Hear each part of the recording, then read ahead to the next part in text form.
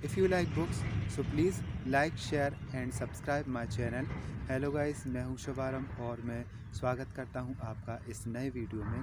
तो आज हम जिस बुक के बारे में बात करने वाले हैं वो है मोस्ट फेमस एंड 2020 की बेस्ट सेलिंग बुक इकिगाई, दीर्घायु, तंदुरुस्त और आनंदित जीवन जीने का जापानी रहस्य। इकिगाई को दो लेखकों ने मिलकर लिखा है, हेक्टर गार्सिया और फ्रांसिस मिरेलस। इकिगाई का अर्थ होता है अर्थपूर्ण जीवन।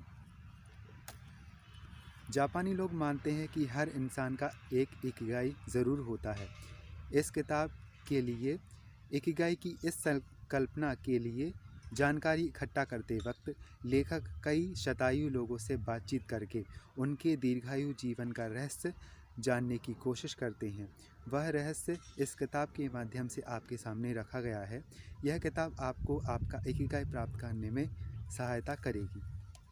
इसमें कुछ महत्वपूर्ण बिंदु बताए गए हैं, जैसे शारीरिक स्वास्थ्य के लिए 80% का रहस्य, चुस्त शरीर चुस्त मन, तनाव का लाभ लेने की कला, स्टीव जॉब्स का जापानी संस्कृति के लिए प्रेम, लोगोथेरेपी और मोरिता थेरेपी। इकिगाई बुक में एक 4 सर्कलों का डायग्राम बनाया गया है, जिसमें आपको अपना इकिगाई ढूंढने की कला बताई गई है। जैसे इसमें बताया गया है आपको क्या पसंद है, विश्व को क्या चाहिए, आप किस बात में माहिर हैं और किस बात को पसंद करते हैं, और आपको किस काम का अच्छा पैसे मिल सकते हैं। इसमें प्रेरणा, लक्ष्य, व्यवसाय और छुट्टी, ये सब इकिगाई के महत्वपूर्ण अंग हैं। इकिगाई बुक में 80% खाने को तवज्जो दी गई है। जैसे इसमें कहते हैं कि हारा हुची भू, यह पंक्ति खाना खाने से पहले कही जाती है। इसका अर्थ उतना ही खाएं जिससे आपका पेट 80% भरे, बाकी 20% पेट ना भरे, इसका ख्याल अवश्य रखें। इसमें और भी बातों का विस्तृत विवरण दिया हुआ है। मुआई का मतलब एक ही उद्देश्य से इकट्ठा हुए लोग जो एक दूसरे की मदद करते हैं। कई लोगों का ये भी इकिगाई होता है कि अपने समाज और अपने संबंधियों, अपने पड़ोसियों की सेवा करना और उनकी हर एक सुख दुख में साथ देना। अगर आप अपना इकिगाई पाना चाहते हैं तो तनाव को कम करें और माइंडफुल रहें, यानी सजग रहें। हमें सताने वाली डर व चिंताएं चाहे असली हो या नकली, लेकिन उससे पैदा होने वाला तनाव ज़रूर असली परिणाम देता है।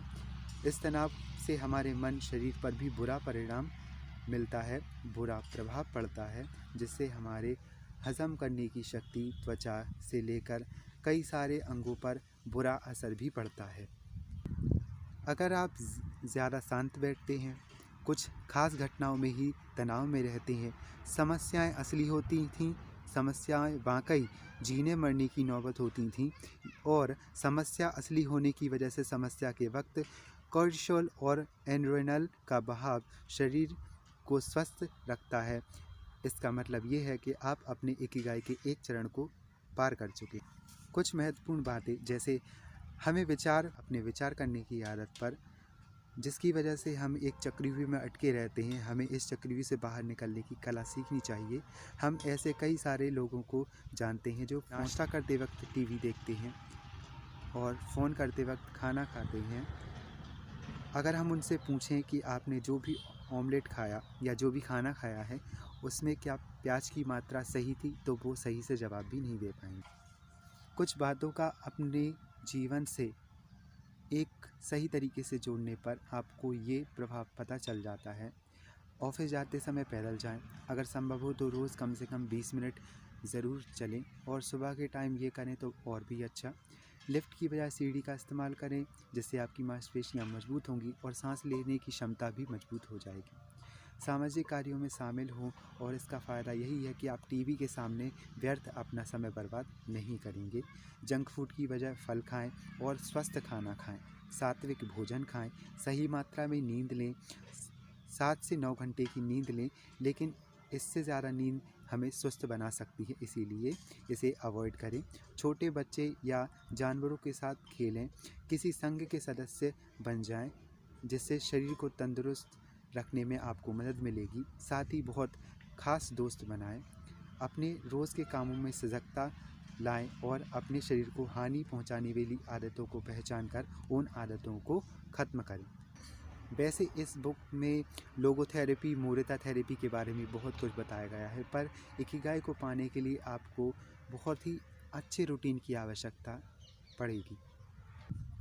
अरस्तु ने कहा है, जैसा हम हमेशा करते हैं वैसा बनते हैं, इसलिए उत्कृष्टता कोई प्रक्रिया नहीं है, यह तो हमारी एक आदत है। इकिगाई बुक में फ्लो में आने वाली 7 अवस्थाएं बताई गई हैं, जिनमें पहली, क्या करना है इसका पता होना आवश्यक है। दूसरी, कैसे करना है यह पता होना चाहिए। तीसरी, हम इस कार्य को कितने अच्छे तरीके से कर सकते हैं इसकी जानकारी होना। चौथी, हम कहाँ जाना चाहते हैं यह पता होना चाहिए, जब कार्य में दिशा महत्वपूर्ण होती है तब। पाँचवीं, सामने कौन सी चुनौती है इसकी जानकारी होना अति आवश्यक है। छठवीं, कौन सी कुशलता की ज़रूरत हो यह पता होना। और सातवीं, मन विचलित नहीं होना चाहिए। अपने रोज़ के रूटीन में आप कुछ सवाल जोड़ सकते हैं, जैसे आज दिन भर मुझे क्या हासिल करना है, अगले महीने प्रकाशित होने वाले आर्टिकल के लिए मैंने आज कितने शब्द लिखे, मेरी टीम का इस वक्त मिशन क्या है, अगर यह काम मुझे इस हफ्ते पूरा करना है तो मुझे किस गति से कार्य पूरा करना चाहिए। एकाग्रता के साथ और इकिगाई की मदद से फ्लो पाने की ओर आप यात्रा कर सकते हैं, जिसमें सोने से पहले और सुबह उठने के बाद आप किसी भी तरह की स्क्रीन जैसे मोबाइल या टीवी की ओर ना देखें। कोई भी महत्वपूर्ण काम करते वक्त अपना मोबाइल बंद रखें। अगर पूर्ण रूप से मोबाइल बंद रखना संभव नहीं हो तो अनचाहे मैसेज नोटिफिकेशन को टालने वाली सुविधा का इस्तेमाल करें। हफ्ते में एक दिन खासकर शनिवार और रविवार को टेक्नोलॉजी का व्रत अवश्य रखें। ऐसे कैफ़े में जाएं जहां वाईफाई की सुविधा ना हो। दिन भर में 1 या 2 ही ईमेल के जवाब दें, या समय पहले से तय कर सकते हैं कि आप उस वक्त ये काम करेंगे। तय करें कि उतने समय में कोई भी एक काम निरंतरता से करें। टेक्नोलॉजी कहती है कि अगर आप 25 मिनट काम करते हैं तो 5 मिनट का आराम अवश्य लें। कोई भी काम जो आपको बहुत पसंद है उस काम की शुरुआत सबसे पहले करें। जब ऐसा लगे कि मन भटक रहा है तो वर्तमान में लाने के लिए अपने आप को माइंडफुल प्रैक्टिस करवाएं। ऐसी जगह पर काम करें जहां ज़्यादातर मन भटकाने वाली संभावना ना के बराबर हो।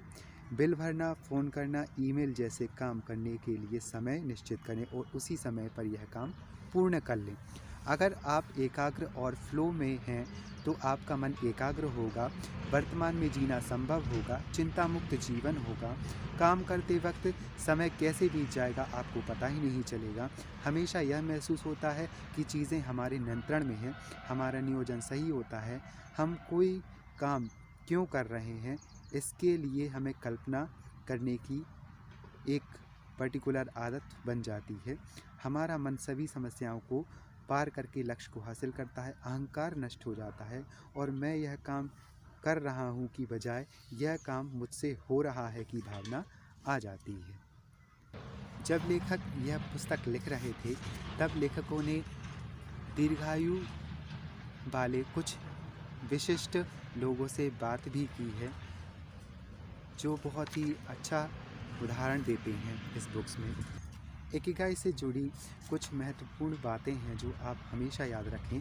चिंता ना करें, अच्छी आदतें डालें, अपने दोस्तों से रोज़ मिलें, उनसे बात करें, आराम से जिएं, सकारात्मक बने रहें।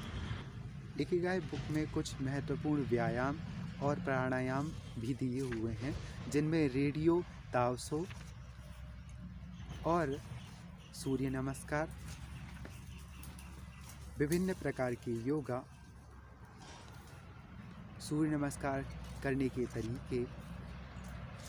सूर्य नमस्कार से हमारी सांसों पर हमारा एक लयबद्ध कंट्रोल हो जाता है, इसीलिए आप सूर्य नमस्कार अवश्य करें।